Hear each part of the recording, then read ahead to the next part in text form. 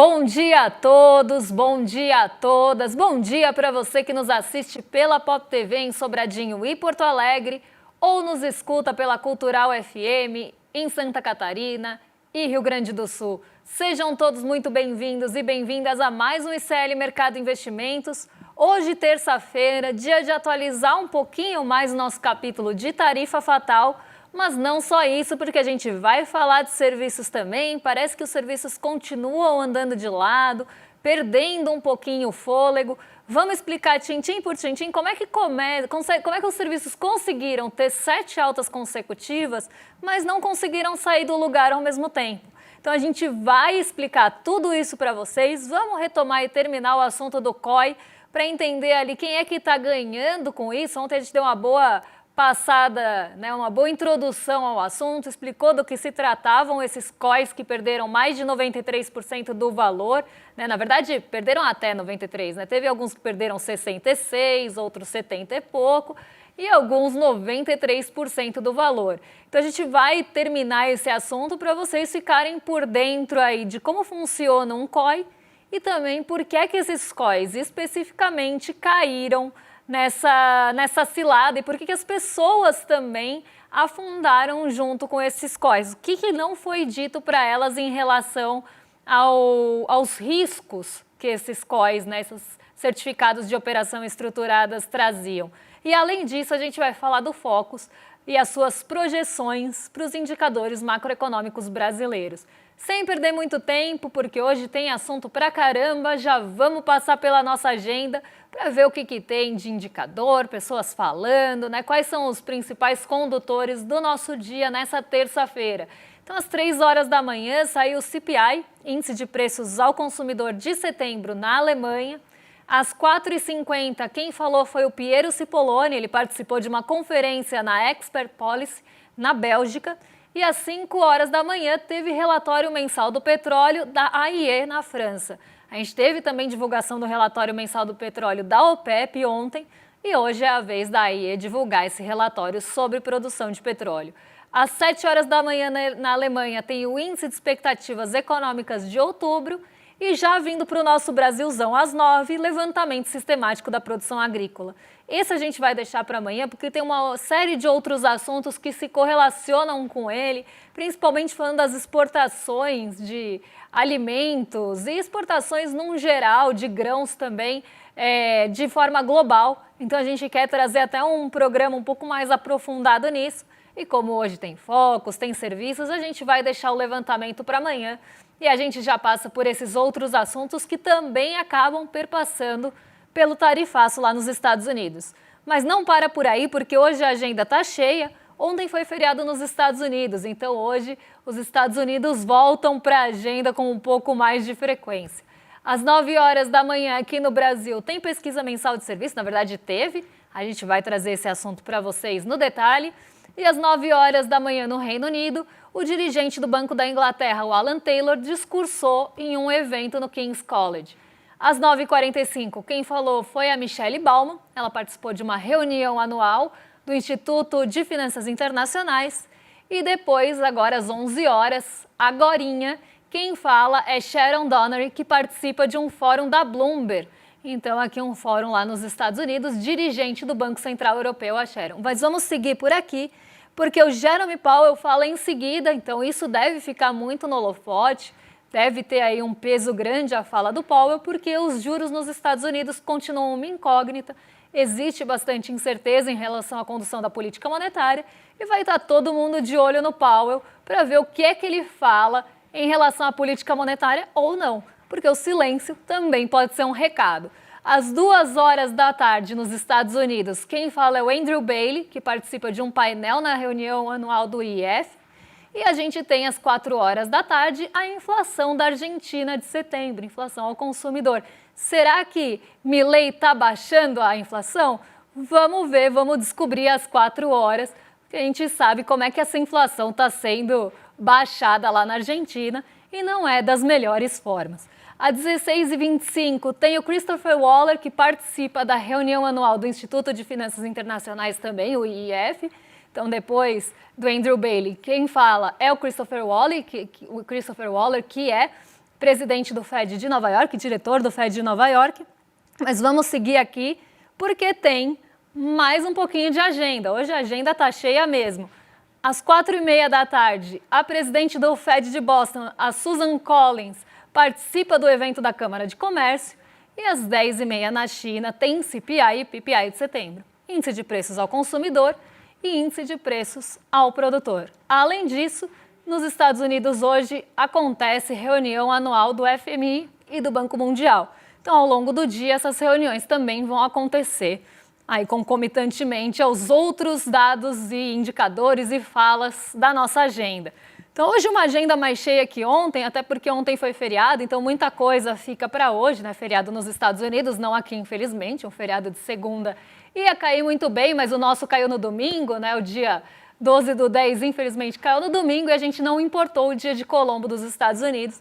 Então, ficamos sem feriado também agora no mês de outubro.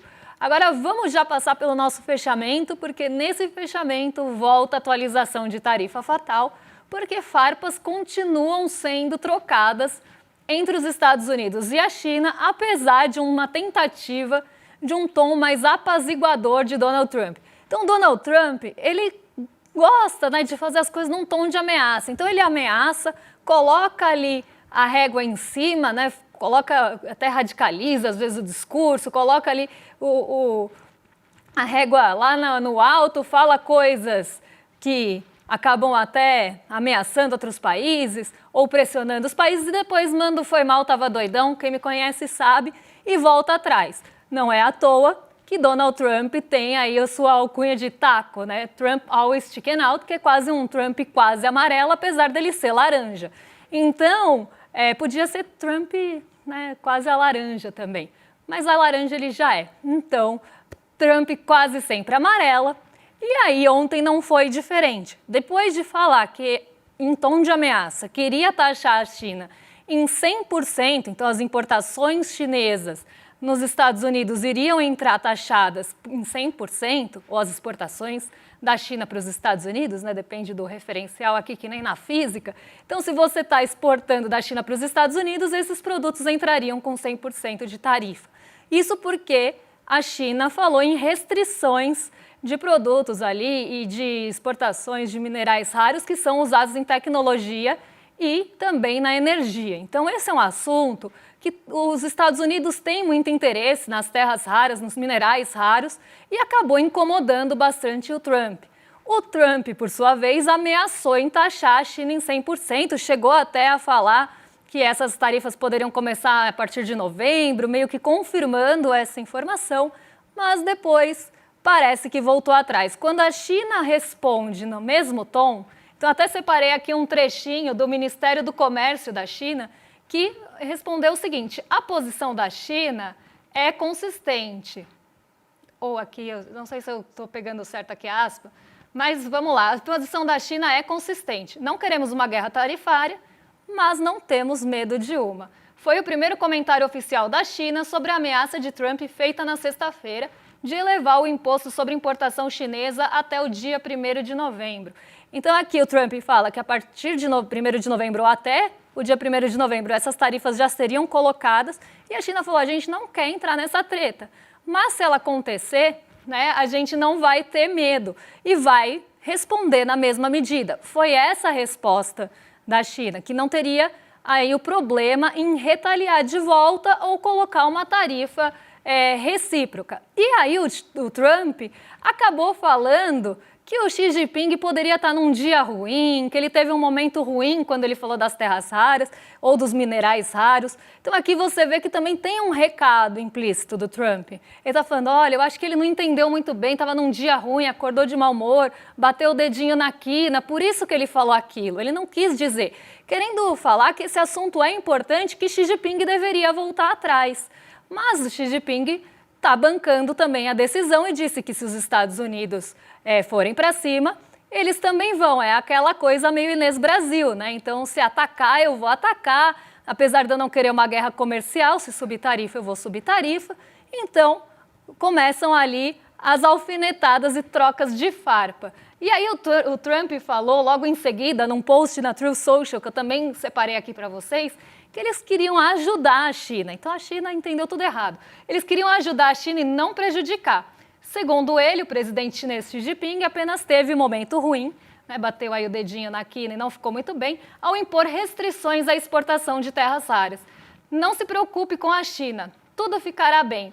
Altamente respeitado, o presidente Xi apenas teve um momento ruim. Ele não quer depressão para seu país e eu também não, disse Trump.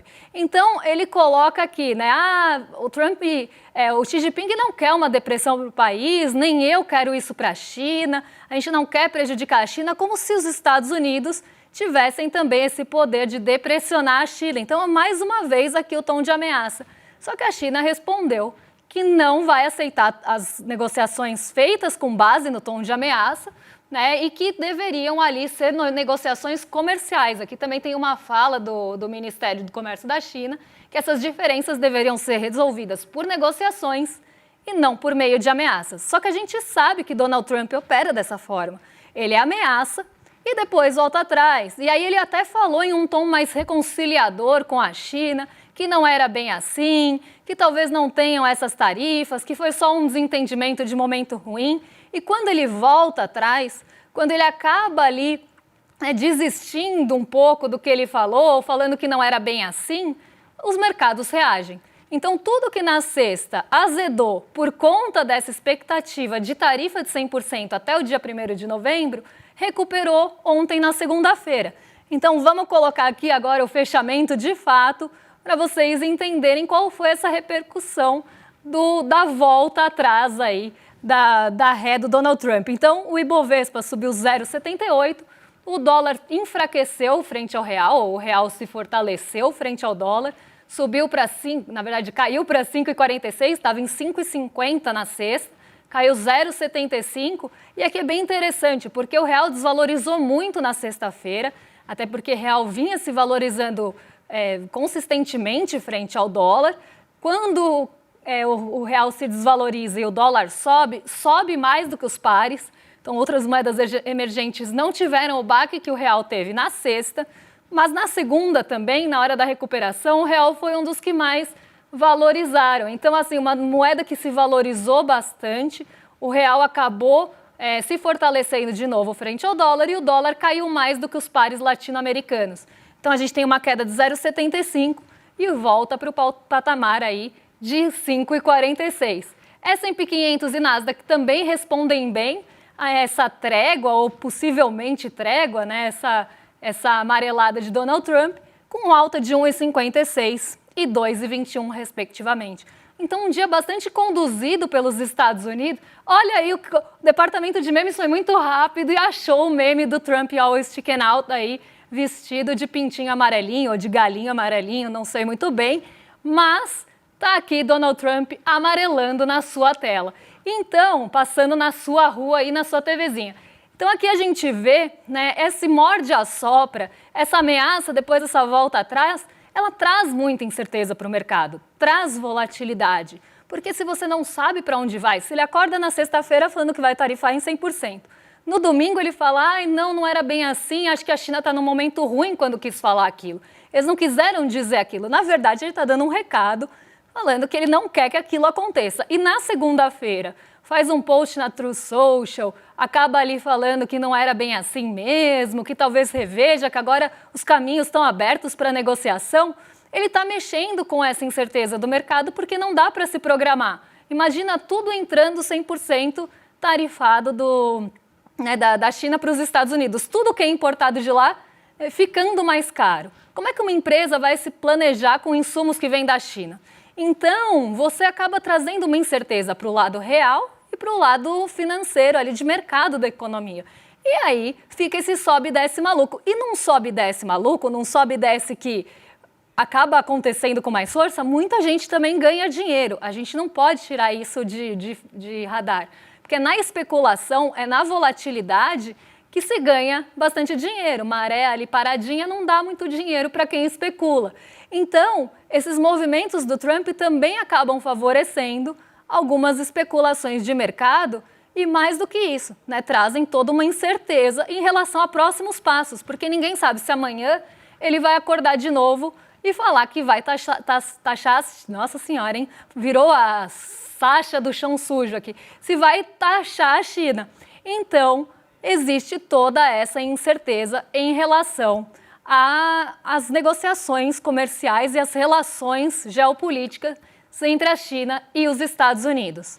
Mas vamos pegar avião, vamos mudar de assunto, vamos sair do tarifaço e vamos entrar aqui no nosso Brasilzão, porque a gente tem vários assuntos de Brasil para falar com vocês, porque primeiro a gente vai falar do Focus, que ficou de ontem, né? Então vamos ver quais são as perspectivas do mercado financeiro para os nossos principais indicadores macroeconômicos e depois a gente passa pela pesquisa mensal dos serviços, que no final das contas também tem muito a ver com o que a gente vai falar do Focus. Então uma coisa está ligada na outra, como sempre aqui na nossa economia. Vamos ver quais são as projeções aí do mercado, porque o mercado reduziu a projeção de inflação para 2025 pela terceira semana seguida. Caíram várias semanas consecutivas, teve uma pausa na redução da inflação e agora o Focus volta a mostrar a redução da inflação para 2025. E poucas coisas mudaram, né? O mercado está jogando meio parado ali no Focus, até porque existe muita incerteza e muita dúvida em relação principalmente a essas questões globais vindas dos Estados Unidos. Um Donald Trump inconsistente também mexe com as projeções aqui no Brasil, principalmente de câmbio. Câmbio já é uma variável difícil de prever, já é uma variável que quem tenta prever erra pra caramba. E ainda com um Trump que muda de ideia muito rápido, ele se torna ainda mais volátil, se torna ainda mais imprevisível. E o mercado, como eu falei, não gosta muito de imprevisibilidade. E o lado produtivo da economia também não. Então, a gente vê poucas mudanças no Focus, até um Focus mais cauteloso, mas que traz ali algumas notícias e coisinhas importantes para a gente. Porque o IPCA, depois do índice de preços ser divulgado no fim da semana passada, o IPCA teve revisão para baixo. Principalmente porque começou a ter aquela queda dos preços dos serviços, que eu já expliquei para vocês, que acaba tendo, né, um efeito, sim, sendo efeito da taxa de juros. Então você sobe a taxa de juros, você começa a ter menos pressão nos serviços, e isso sim tem ligação. Então os serviços são setores ali, o setor de serviços como um todo e os subsetores dos serviços, normalmente eles são um pouco mais sensíveis à taxa de juros. Então, se a taxa de juros sobe, você começa a ter alguns impactos do lado urbano da economia, e um deles é o setor de serviços. Se você despressiona, né, ou despressuriza o setor de serviços, os preços caem. Só que a gente não pode esquecer, né, uma crítica aí que quase nunca é feita, normalmente é muito comemorado, ou comemorada a queda da inflação dos preços de serviços e tudo mais, mas a gente não pode ignorar o fato de que normalmente a renda das pessoas que trabalham com o setor acaba dependendo também dessa prestação de serviço e do preço disso. Então, você está mexendo com renda das pessoas. A economia não é não é matemática só, né? Não é uma ciência exata, é uma ciência social e que a gente precisa pensar na coletividade, né, em todos os agentes econômicos. Então essa comemoração, ela é meio questionável, só que aconteceu essa queda nos preços, ou uma diminuição da inflação no setor de serviços, e isso foi visto como positivo, como uma forma de ter sim uma acalmada, um alívio vindo da alta da taxa Selic. Então finalmente, aqui segundo o mercado, a Selic estaria fazendo efeito nos preços. Até porque antes o que estava caindo era preço de alimento, era energia elétrica que estava pressionando, e nada disso tem sensibilidade a juros. Você subir a Selic não faz o preço da conta de luz cair, você subir a Selic não faz chover. Então, você tem uma série de outros fatores que estavam aliviando o preço dos alimentos. Quando começa a cair o preço dos serviços, aí o mercado fala, eu acho que agora a gente começa a ter esse efeito e corta mais um pouquinho da projeção do IPCA para 2025. Só que a Selic, por sua vez, continua ali muito bem obrigada em 15%. Então o mercado continua mantendo a Selic no mesmo patamar, apesar de começar a ver os efeitos acontecendo na inflação, não muda ali a Selic de 15%, não baixa essa projeção, dizendo que aceita sim mais um tempinho. Então o que eles estão falando? Copom, eu aceito mais um pouco aí de Selic a 15%, porque você tem, né, essa bênção do mercado financeiro, a taxa de juros ao Copom e suas decisões de política monetária. Então aqui a gente mostra um mercado ainda aceitando 15%, muito bem, obrigada, e para 2026 uma queda que pode começar a acontecer e que levaria a taxa de juros, aí sim uma queda em 2026, para 12,25. Só que quando a gente olha as projeções mais recentes, a gente também percebe que pode ser que esse corte seja um pouco mais lento na visão do mercado, porque as projeções mais recentes já mostram uma Selic terminal em 12,5. Então eles estão falando, olha, pode cortar, mas não tanto. Esse é o recado que o Boletim Focus está passando para o Copom ou para o Banco Central, já que a gente conhece esse relatório também como garoto de recados, como instrumento de pressão. Então aqui o mercado está falando que pode manter a Selic e não precisa deixar cair por enquanto, já que estaria surtindo efeito. Mas está surtindo efeito porque também está esmagando, de certa forma, a atividade urbana da economia. E a gente vai ver isso agorinha na pesquisa mensal de serviços. Por quê? A gente continua tendo uma queda, na verdade não, né? Subiu um pouquinho, não foi uma queda de fato, teve alta na verdade, mas a gente continua tendo queda em alguns setores, era aqui que eu queria chegar, e não só isso. Quando a gente olha o acumulado em 12 meses, você vê uma estabilidade.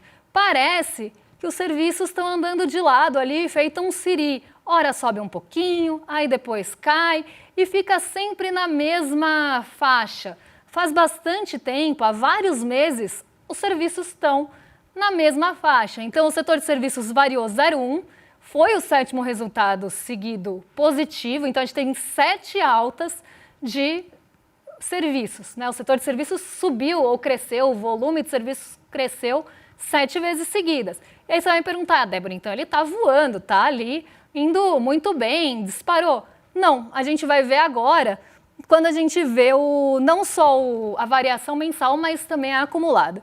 Primeiro vamos ver aqui a variação do volume em agosto, que subiu 0,1% entre um mês e o outro.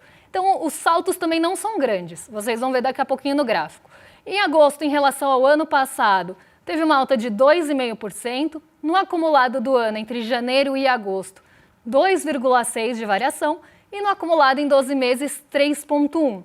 Então, os serviços eles estão crescendo, sim. Só que eles estão crescendo num ritmo um pouco mais lento do que estavam no ano passado, principalmente nos meses passados. E isso fica claro para a gente aqui no gráfico. Vamos colocar aqui o gráfico das variações, porque aí dá para ver direitinho.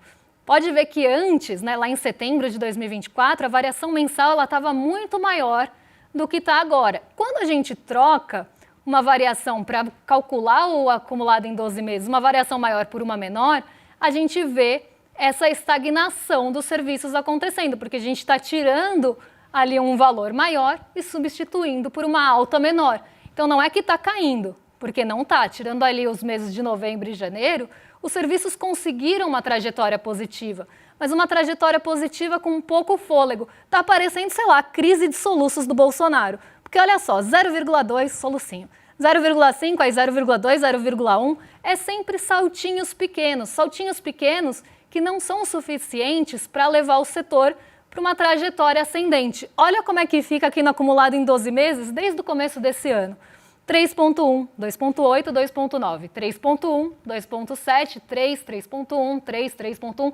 Então você vê que fica sempre nesses pequenos saltos que mantém na mesma faixa, lateralizando a trajetória. Então é como se ele estivesse andando de lado e não subindo. Eu ia falar subindo para cima, mas aí vira redundância. Então não é que ele está subindo os degraus, ele está praticamente andando de lado no próprio degrau.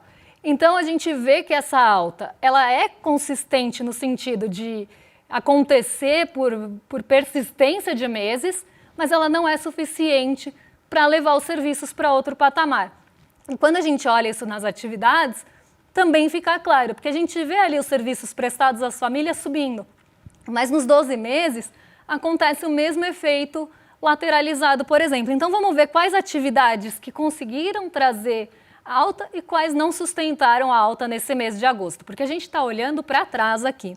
Tem alguns pontos até curiosos que eu quero comentar com vocês. Os serviços prestados às famílias subiram 1% e os outros serviços prestados às famílias também subiram nesse mês de agosto. Então até aqui uma boa notícia, Porque serviços prestados às famílias, principalmente os outros serviços prestados às famílias, são esses serviços que normalmente têm essa dependência mais da renda das pessoas, né? Então, as pessoas que trabalham, por exemplo, como manicure,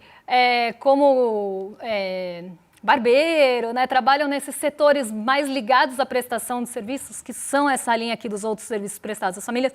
A gente tem esses outros serviços que são prestados e que normalmente a gente tem a renda mais dependente. Então teve alta, mas no acumulado em 12 meses está patinando no lado negativo aqui.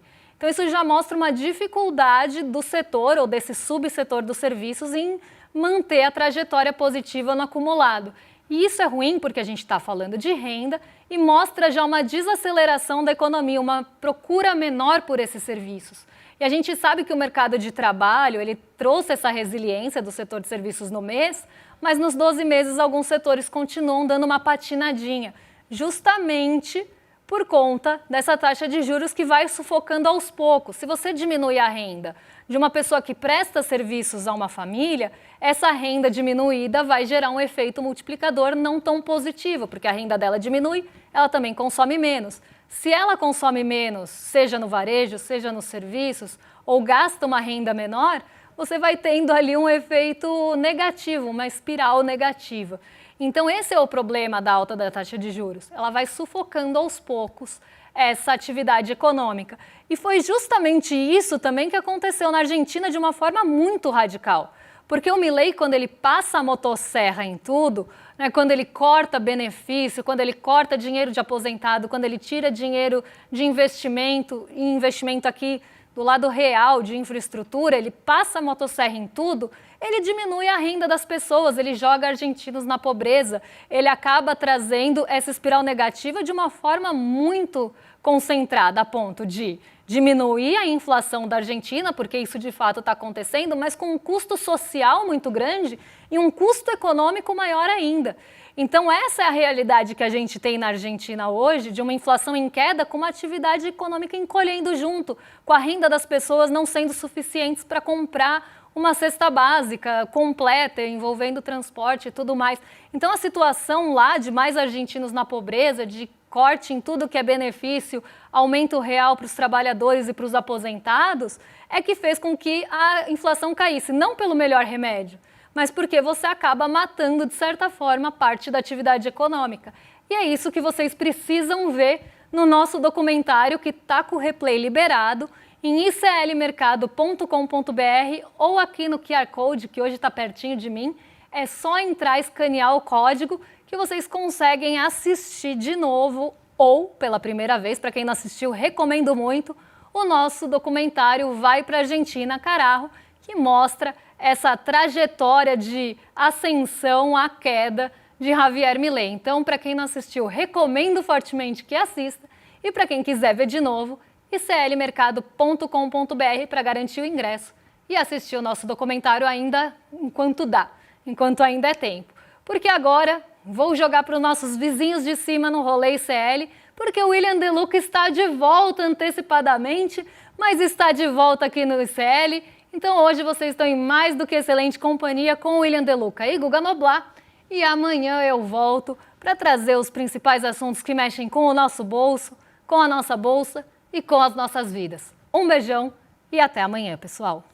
Fala pessoal, tudo bem? Leandro Demore aqui para dar uma notícia incrível. O ICL tem sua própria revista digital, a revista Liberta, um novo espaço de jornalismo profundo, crítico, com a nossa cara, feito para quem quer entender o Brasil e o mundo além da superfície. Na revista Liberta, você vai encontrar os maiores articulistas e colunistas com análise sobre política, cultura, atualidades e, claro, muito pensamento crítico. Esse vai ser o nosso espaço semanal de reflexão em profundidade. Faça agora mesmo a sua assinatura. Acesse icl.com.br/revista. E se você já é aluno ou aluna de algum curso do ICL, tem um benefício especial para fazer parte disso com a gente. Um desconto exclusivo para garantir a sua assinatura. Revista Liberta. É o ICL em profundidade. O ICL está em todo lugar.